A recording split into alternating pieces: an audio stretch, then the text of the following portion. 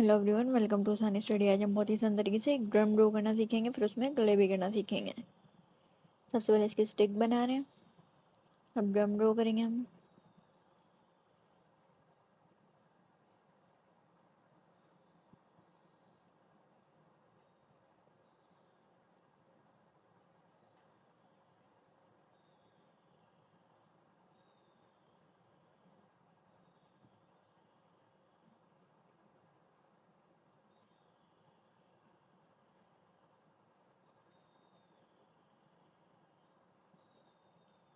ये बन गया, अब इसमें गले करेंगे। सबसे पहले हम येलो करेंगे।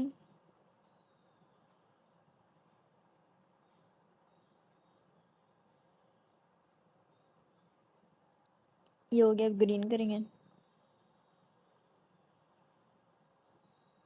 पिंक करेंगे। अब हम ऑरेंज करेंगे। साइड में रेड। बीच में ब्लू करेंगे। स्टिक में इसके अब हम करेंगे ब्राउन।